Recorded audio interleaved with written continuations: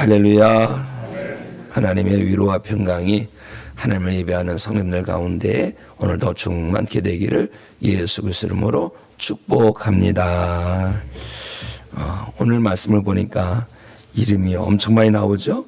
다 이 에서의 후손들입니다. 에서의 후손들 참 대단해요. 족장들도 많고 왕들도 있고 참 번성이 있는데, 이렇게 번성한 것은 하나님의 거신 은혜의 역사인 줄로 믿습니다. 이 에서의 어머니 리브가가 임신하셨을 때 안에서 태중에서 쌍둥이인데 그 움직이는 것이 범상치가 않아요. 그래서 하나님 앞에 간절히 기도합니다. 그랬더니 하나님께서 내 태중에 두 민족이 있구나, 두 민족이 있다는 것입니다. 나라도 아니고 민족이라는 말씀하십니다. 엄청나게 그 자녀들이 번성할 것을 하나님께서 말씀해 주신 거예요. 자, 창세기 25장 23절 말씀을 우리 함께 읽도록 하겠습니다. 시작. 여호와께서 그에게 이르시되 두 국민이 내 주에 있구나, 두 민족이 내 복중에서부터 나누이리라. 이 족속이 저 족속보다 강하겠고 큰 자가 어린 자를 섬기리라 하셨더라. 아멘. 하나님께서 리브가가 임신했을 때 축복해 주신 것이지요. 사람들은 그럽니다. 사람이 잘 되고 사람이 잘 안 되는 것은 다 팔자다, 팔자, 타고난 운명이다. 어떻게 보면 이 에서는 복중에서부터 하나님께 그렇게 축복받았기 때문에 팔자처럼 여겨질 거예요. 그러나 그냥 세상 사람들이 말하는 팔자로 말미암아 이렇게 자자손손이 번성한 것이 아닙니다. 하나님께서 축복해 주셨기 때문인 줄로 믿습니다. 흥망성쇠는 하나님께 달려있는 거예요. 명심하십시오. 흥망성쇠는 하나님께 달려있는 것이다. 그러기에 우리는 하나님께 자비를 구하는 거예요. 은혜를 구하는 것입니다. 하나님께서 니느웨를 멸망시키고자 하셨습니다. 마지막 기회를 주시죠. 요나를 통해서 가서 하나님의 심판을 선포하라. 하나님의 준엄하신 말씀을 요나는 순종하고 싶지 않았어요. 왜요? 원래 미워하는 사람들입니다. 니느웨 사람들은. 그래서 어떻게 할까 하다가 항구로 가는데 마침 다시스로 가는 배가 있는 거예요. 야, 이게 웬일이야? 하나님께서 나로 하여금 그냥 다른 데로 가라고 기회를 주시나 보다 라는 오해를 할 수가 있는 그런 상황입니다. 그래서 얼른 다시스 가는 배를 타지요. 그리고 결국 어떻게 됐어요? 하나님께서 그 배를 풍랑 가운데 던져 넣으셔서 결국 요나가 바다에 던져질 재물로 뽑히고 바다에 던져지지 않았습니까? 또 하나님께서 바다에 던져질 요나를 위해서 큰 물고기를 준비해 놓으시고 그를 덥석 삼키게 하시고 또 3일날 3일 밤 간절히 배 속에서 기도할 때에 하나님께서 물고기로 하여금 요나를 토해내게 하시죠. 니느웨 성 근처로 토해내게 하십니다. 그리고요, 이 요나는요, 그래도 하나님께서 그렇게 살아계신 걸 경험했음에도 불구하고 열정적으로 복음을 전한 게 아니에요. 사실은 그냥 하루 교일쯤 가면서 하나님의 심판이 임한다고 합니다. 하나님께서 진노하셨습니다. 회개하고 돌아오시오. 이렇게 간단하게 전했습니다. 그랬더니 하나님의 말씀이 막 살아 역사한 것이죠. 그래서 온 국민이 다 회개합니다. 그럴 때 하나님께서 긍휼히 여기시죠. 니느웨 성에 내리고자 하셨던 진노를 거두십니다. 그래서 요나는 그럽니다. 하나님, 내가 이럴 줄 알고 가기 싫어한 건 아닙니까? 라고 하는 거죠. 그런데 이런 걸 보면 하나님은 진노의 대상을 향해서도 긍휼을 베풀어 주시는 분이시다라는 것입니다.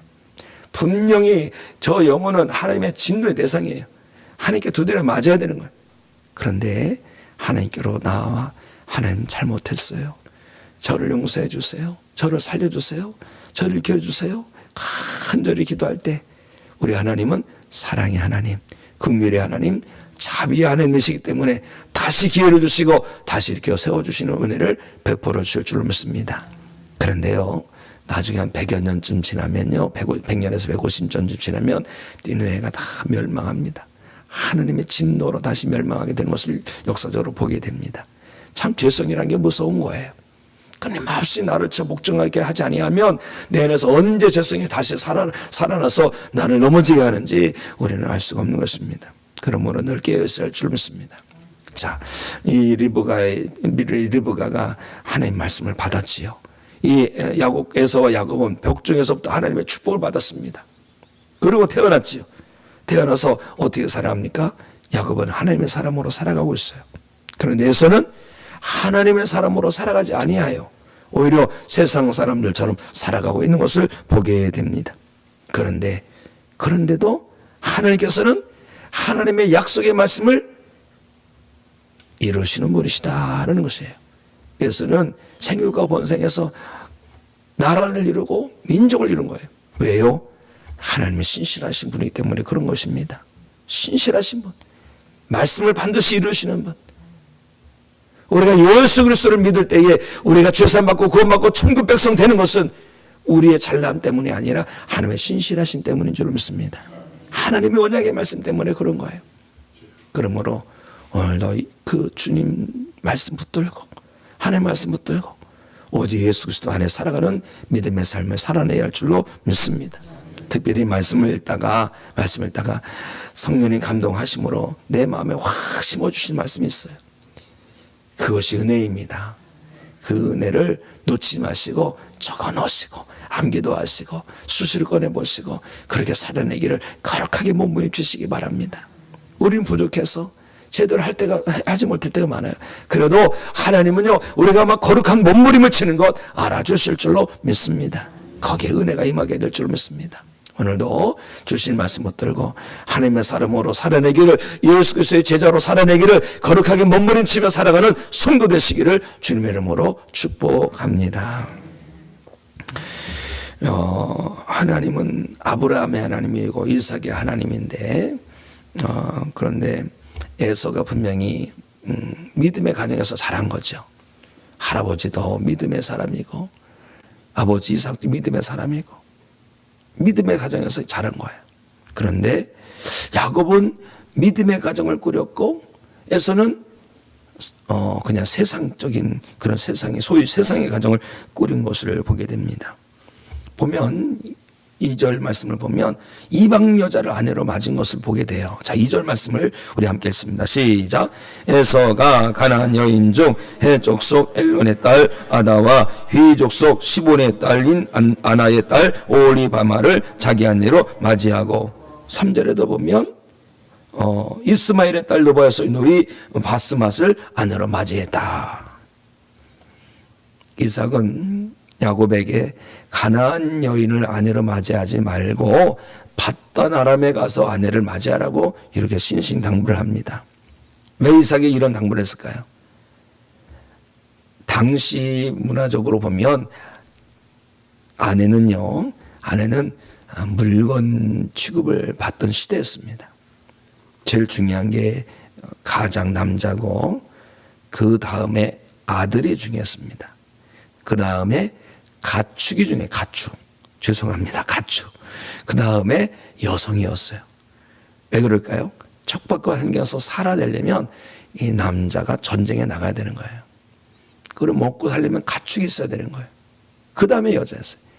사회 문학적 문헌을 살펴보면 그런 상태입니다.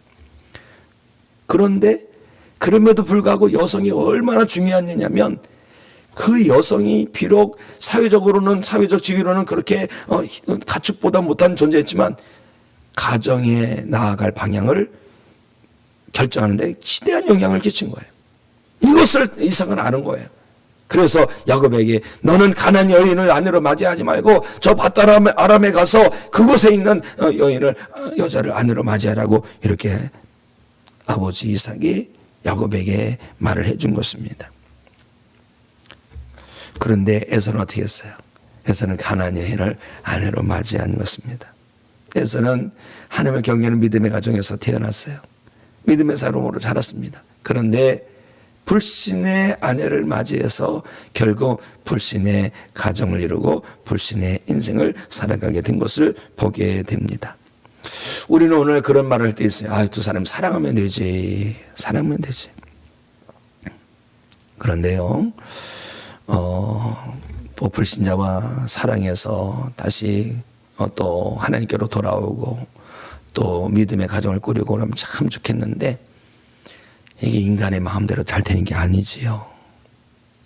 두 사람이 만나서 사랑을 하고 행복하게 세상적으로 살아가는 것, 우리 믿음의 사람은 그런 행복만 추구하면 안 됩니다. 하나님 앞에서 살아가는 믿음의 가정 꾸리기를 힘내야 할 줄로 믿습니다. 우리 자녀들, 우리 손주들이 아직 배우자를 만나지 못했다면 그것이 기회예요, 사실은요. 지금 뭐 만나서 데리고 왔다면 절대 반대하지 마십시오. 원체 결혼을 안 하는 시대가 돼버렸거든요. 그것 때문에 걸림돌이 되면 안 됩니다. 축복하고 또 귀하게 사랑하는 배우자니까 또 권면하고 복음의 씨앗을 뿌리고 이런 사명을 감당하면 되는 겁니다. 그런데 이걸 갈라서게 하고 이렇게 하지 마시고, 만약에 그러지 못하고 아직 만나지 못한 상태다라면 미리미리 좀 권하시기 바랍니다. 얘야, 믿음의 사람 만나기를 힘내어라. 그리고 기도하는 거예요. 하나님, 우리의 사랑하는 자녀가 믿음의 배우자를 만나게 해주시옵소서. 우리의 손주가 믿음의 사람을 만나게 해주시옵소서. 그럴 때에 우리 자녀 자손들이 믿음의 가정을 꾸리고 믿음의 집안을 이루게 될 줄로 믿습니다. 아무쪼록 성도들의 가정도 마찬가지뿐만 아니라 자녀들도 또 손주들도 믿음의 가정, 믿음의 가문을 이루게 되는 복된 은혜가 있으시기를 주님의 이름으로 축복합니다. 해서는 하나님의 은혜로 말미암아 집안이 번창할 뿐만 아니라 아주 풍요로운, 물질적으로도 풍요로운 그러한 복을 받았습니다. 그래서 그런지 에서는 야곱을 떠나서 이렇게 살아가게 돼 있죠. 자, 6절 7절 말씀을 보겠습니다. 6절 7절 시작. 에서가 자기 아내들과 자기 자녀들과 자기 집의 모든 사람과 자기의 가축과 자기의 모든 짐승과 자기가 가나안 땅에서 모은 모든 재물을 이끌고 그의 동생 야곱을 떠나 다른 곳으로 갔으니 두 사람의 소유가 풍부하여 함께 거주할 수 없음이로라. 그들이 거주하는 땅이 그들의 가축으로 말미암아 그들을 용납할 수 없었더라. 아멘. 얼마나 소유가 많으면 함께 거주할 수 없었을까, 이렇게 생각합니다. 그러고 보면 이 이삭의 자녀들은 야곱만이 아닙니다. 에서도 정말 세상적으로 성공한 사람인 것을 알 수가 있어요. 그런데요, 우리는요, 믿음의 사람은요, 세상적인 성공보다도 믿음의 성공을 더 추구해야 할 줄로 믿습니다. 왜요? 우리는 육적인 존재로만 지음받은 것이 아니라 영적인 존재로 지음받았어요. 하나님의 형상을 따라 지음받은 거예요. 우리에게는 영혼을 사모하는 마음이 있어요. 영혼을 사모하는 마음은 없어질 것으로 채워질 수 있는 게 아닙니다. 영원하신 하나님으로만 채워질 수 있는 거예요. 영원하신 하나님께로 돌아오지 아니하면 영혼을 사모하는 마음이 어떻게 채워질 수 있겠습니까?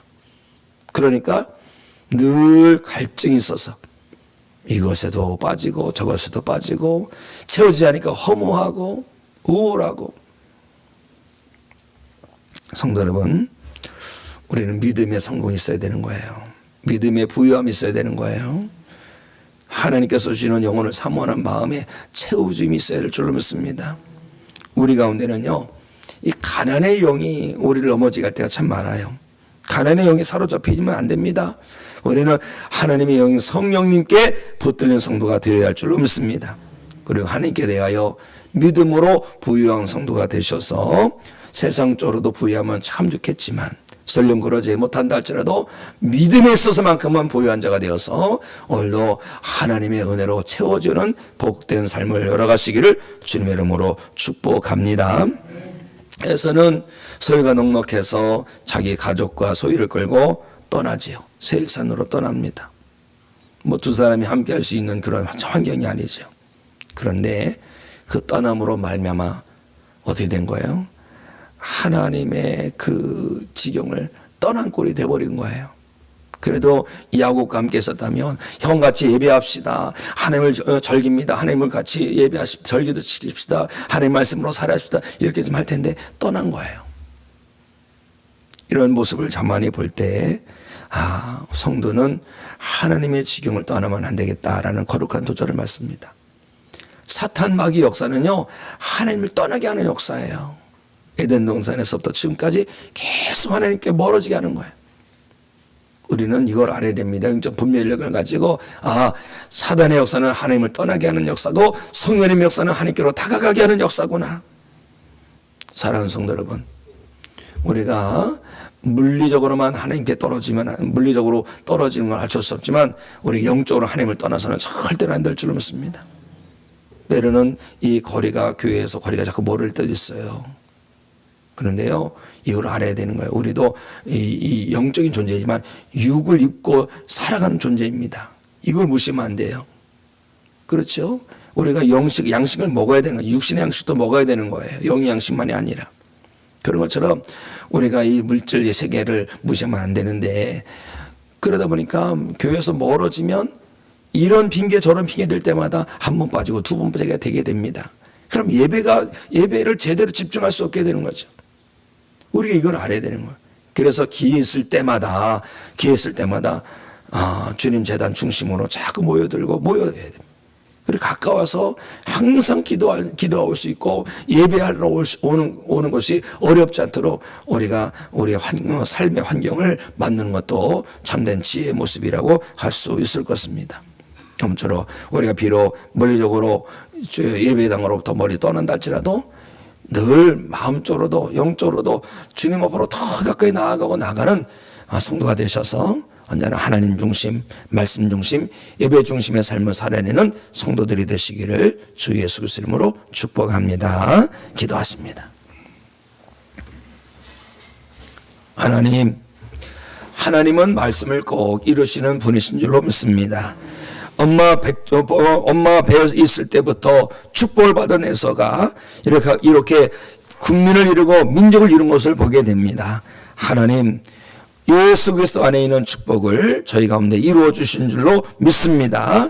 또한 저희들 언제나 주시는 말씀 꼭 붙들고 말씀을 그대로 행하시는 하나님 앞에서 그 말씀대로 살아감을 통하여 하나님의 은혜 안에 거하는 복된 영혼들 되도록 인도하여 주시옵소서. 하나님 간구합니다. 우리 가정이 믿음으로 든든히 선 가정 되게 하시고 우리 자녀들도 우리의 손주들도 우리의 후손들도 다 믿음의 가정, 믿음의 집안, 믿음의 가문을 이루도록 축복해 주시옵소서. 하나님 아버지여 간절히 구합니다.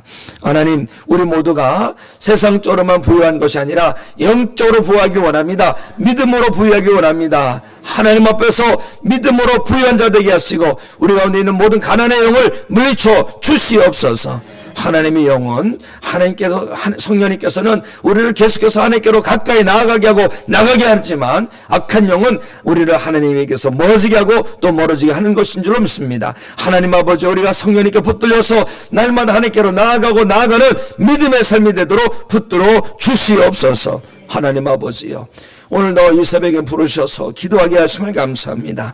말씀으로 번영시켜 주시고 기도하며 나가게 하셨사오니 부르셔서 기도합니다. 하나님 말씀대로 기도할 때에 말씀을 이루어 주시옵소서. 응답하여 주시옵소서. 환난에서 건져 주시옵소서. 하나님 아버지여, 두드리는 것 열려지게 하여 주시고 찾는 것 찾게 하시고 간구하는 것 얻게 하여 주시옵소서. 특별히 병주에 있는 성도들 고쳐 주시옵소서. 우리 교회 다음 세대들의 부흥이 일어나게 하여 주시옵소서. 우리 교회 회복 있고 부흥 있고 성장 있게 하여 주시옵소서. 우리 교회 가운데 3,000명의 예배자를 허락하여 주시고 300명의 중보기도 사명자를 세워주시고 300명의 영혼권의 사명자, 전도자의 사명자를 세워 주시옵소서. 우리 속회를 회복시켜 주시옵소서. 선교를 부흥시켜 주시옵소서. 이 나라 이 민족도 주여 다시 이렇게 세워 주시옵소서. 예수 그리스도 이름으로 기도합나이다. 아멘.